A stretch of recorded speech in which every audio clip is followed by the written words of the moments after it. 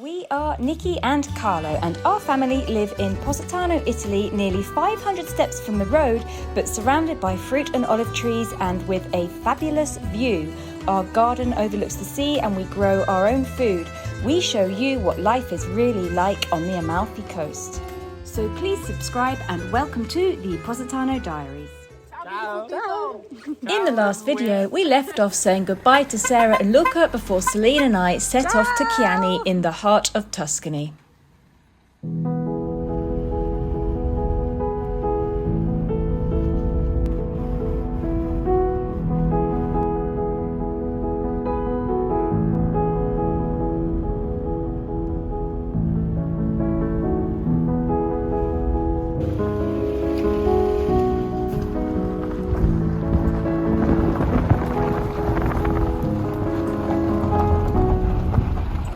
Have arrived at this beautiful villa in Chianni. It's just outside the town centre. It's incredibly quiet around here and we are surrounded by rolling Tuscan hills and olive groves. It's beautiful.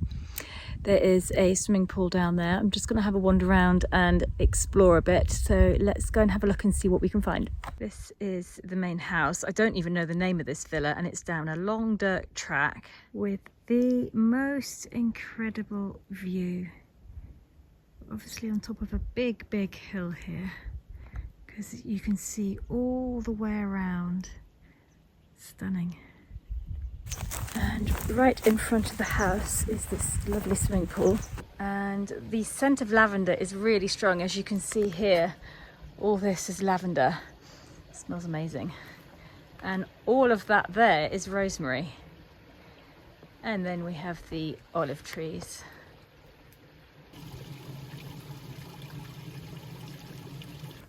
Now, we're not staying here at this villa. This is where the clients of Celine are staying. We have just checked into a little hotel in the centre of the village here. It's called La Vecchia Cantina. Haven't had a time to look around it properly yet because we literally ran in, threw our bags into the room and came up here because Celine has to start cooking. So let's go and have a look and see if we can see a bit of the villa and what Celine's up to. So this is the jacuzzi. It's covered at the moment, and this is a little sun lounge. Oh look, there's a whole little steam room and sauna thing going on in here. Wow. You need to see the view though from the jacuzzi. Let me go back round here. Ta-da! Beautiful. I'm just going to do a walk through back towards the kitchen.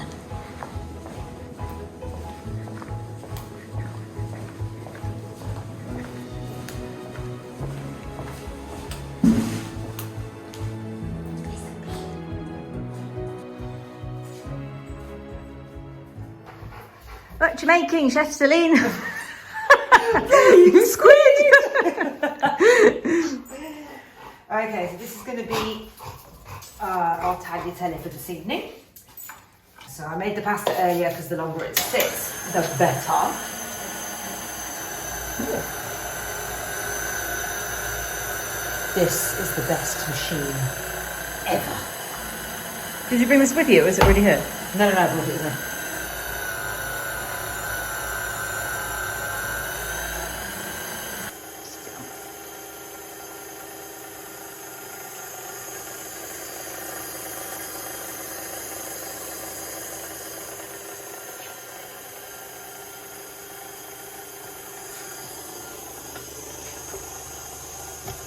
Going to leave Celine cooking, and I'm going to walk back to the hotel to get my laptop because we're going to be here for about 5 or 6 hours now and I haven't brought anything with me. It's probably about a 20-minute walk, maybe a bit more, but it seems to be quite a pretty walk. She gets lost or not.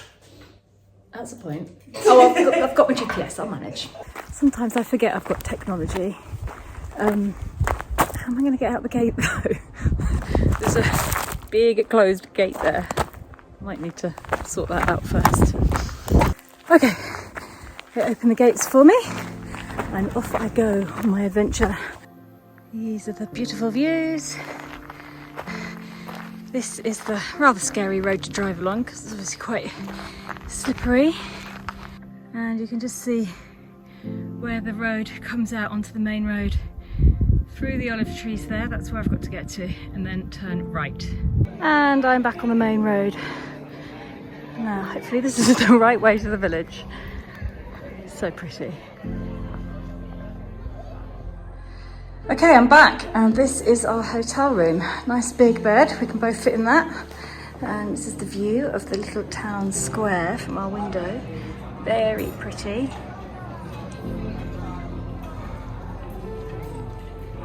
And each floor of this hotel has a big living room, and there's a massive billiard table over there as well. This is where we are staying, La Vecchia Cantina. It's supposed to be very, very popular as a restaurant as well. Beautiful little piazza here.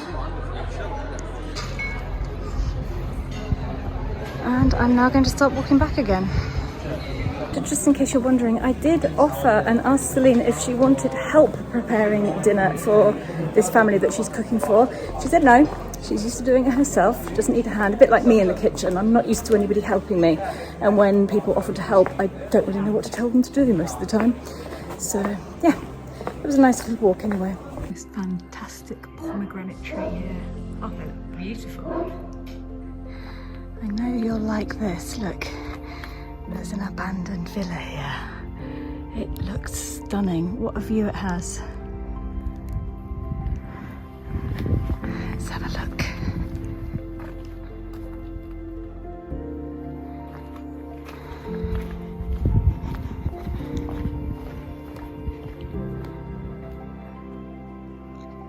Well, it might not be abandoned, but it doesn't look very lived in, does it?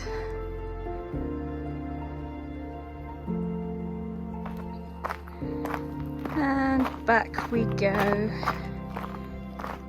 Honestly, I'm absolutely loving my time up here in Tuscany, and I could quite easily see myself living here at some point when the 500 steps become a bit too much.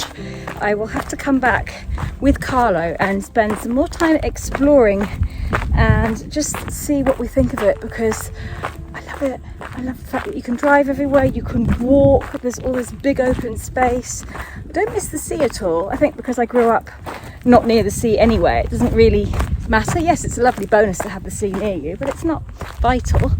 And I love all this countryside. That's me. It's the countryside. That's what I want. Anyway, onward bound. Now I'm going to sit down in the kitchen with my laptop, and me and Celine are going to plan what we're going to do tomorrow, because we're going to have some free time before I head back home. And so we're going to drive around this area and explore and just dream of buying a house here one day. I thought this might be a little church, but it is actually a pizza oven. I'm back in the kitchen. There is all sorts of things going on here. We have some zucchini cooking away, and there's a big glass of wine in front of me. It's not mine. We'll just point out. It's mine, cheers. Drinking on the job. Darling, every chef drinks on the job. Actually, no, possibly not. What are we up to, drunken chef? I haven't even had a whole glass of wine yet. So I'm just slowly starting to plate up. This is a black rice and couscous salad with pomegranate, lemon and raisins. Yum. And then we've got an orange salad over here, which is going to have some caramelized onions on the top of it. And all the yummy things to come. These two salads look absolutely amazing. Take note, everybody, I will be recreating them.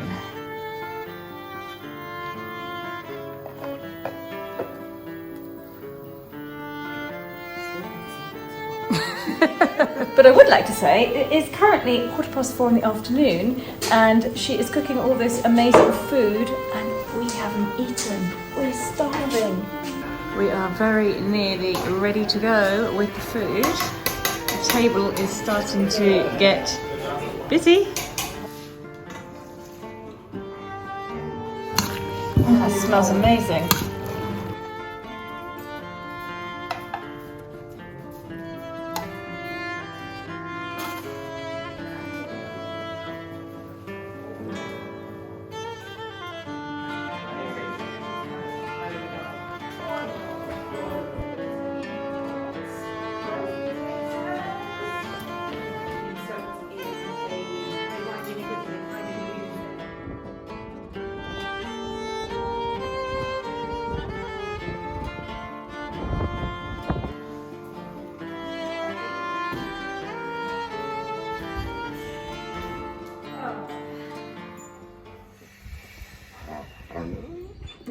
Good morning. It is my very last morning in Tuscany and it is forecast to rain all day. It's not at the moment.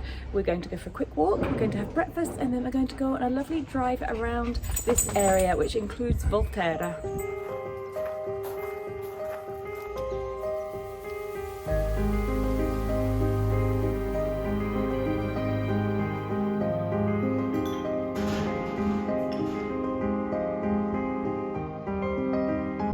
Been happily driving around the last few days. Totally forgot that you're supposed to put petrol in your car to make it actually work, and my red light is now flashing and I need to find a petrol station. But we are currently driving through the middle of the Tuscan countryside with no sign of a petrol station in sight.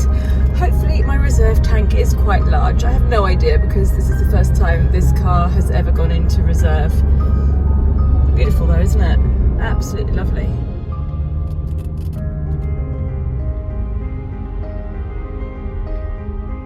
So L'Aiatico is basically where Andrea Bocelli is from, and this is the Teatro del Silenzio, where he does his concerts every now and again, and his mum still lives in the village. It may be beautiful up here, but it is also extremely muddy, and the bottoms of my shoes are ridiculously caked in mud now. Look. I've got high heels on now, basically. It's made me about 10 centimetres heavier. This is the view from the stage, and there's this little lake in the middle here. Pond in the middle here. And in the summer there's loads of frogs. They go ribbit. It is incredibly muddy.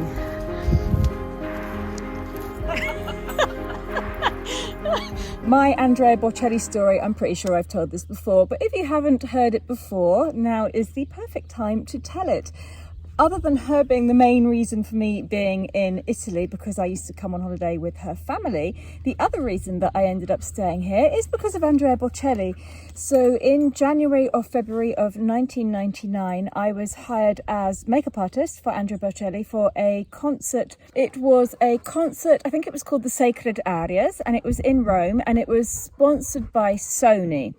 So I worked on that for a week and I was his makeup artist, and I was extremely lucky because when I was taken to meet him, I arrived in this suite that he was staying in the hotel, and there was his wife and little children at the time in the living area, and he was in the shower and he was warming up his voice. So I have been extremely lucky to hear Andrea Bocelli singing in the shower.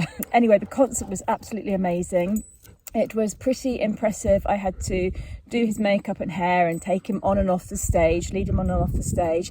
And the best part was I found out at the end of the concert that one of my makeup tutors from when I went to makeup school was in the audience and had seen me working with Andrea Bocelli and was very proud of me. So that is my Andrea Bocelli story. Very impressive. Celine is doing the get the mud off your shoe dance. Meanwhile, I have found a knife and I have been scraping the mud off my what were lovely white Converse. What a shame. Look at that. We seem to be currently off-roading, but look at this. Luckily we're on a dirt track and I can stop and show you this beautiful little village up ahead. Isn't that amazing? So pretty. Okay, I was wrong. It's not a village, it's an agriturismo. So maybe you can even go and stay there. Amazing. I just realised I didn't finish explaining why Andrea Bocelli's concert had anything to do with me living in Positano. Because when I finished that concert, rather than flying back to England, I went down to Positano to visit my friends, and that's when I ended up staying. That's when I got offered a job in an art gallery, decided to stay for the summer, and never went back home. So that's the end of my Andrea Bocelli story.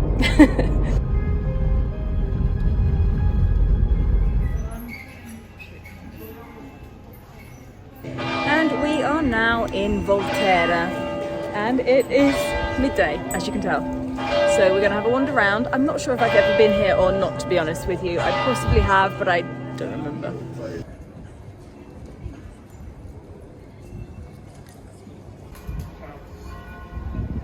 This looks more interesting.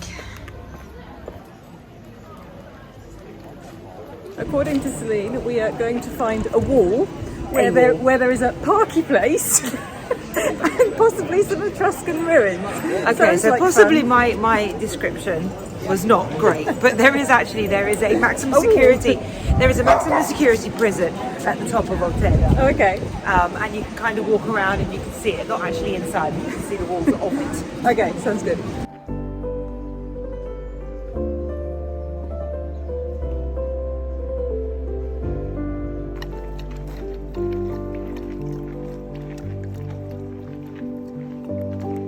We found the parky place and we're just heading over to the wall with the view.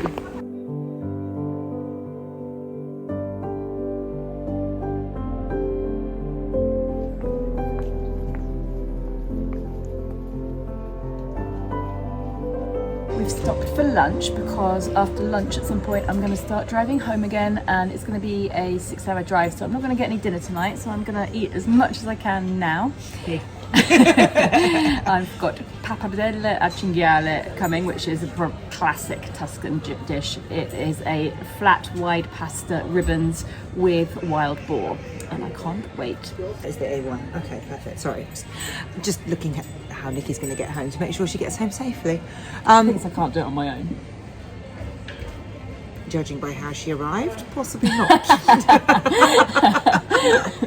So I'm having pisci, which is a traditional pasta to this area, which is much wider than spaghetti, and it's round, and it soaks up the sauce better. But I'm having a carbonara of porcini mushrooms, Which would be a vegetarian carbonara, which is great. It would. And we are also getting a portion of porcini fritti because it is the season for porcini mushrooms. Now these ones are fresh, and there's a shop just down the road here, and Celine is probably going to buy some up afterwards. So these are porcini fritti. Fritti! Voila! Porcini fritti! So this is the pappardelle cinghiale, and this is the pisci. Carbonara. And now we've just come down after lunch quickly, and we found the Roman theatre down here. Amazing. It's been here all those years. And the view of the countryside, of course.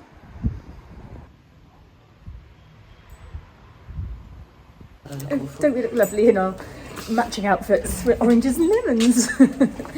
So we haven't done a huge tour around Volterra just because we've got Patel with us, and he's rather elderly and a bit stumbly. So we're just taking it easy for him. That way. And we're now going to head back to the car. Are we going? Are we leaving each other? I suppose we are, aren't we? Yeah, it's time to go. I've got to start driving back to Positano now. And from here it's a 6-hour and 10-minute drive, hopefully, so I should be back before midnight. A bit slow.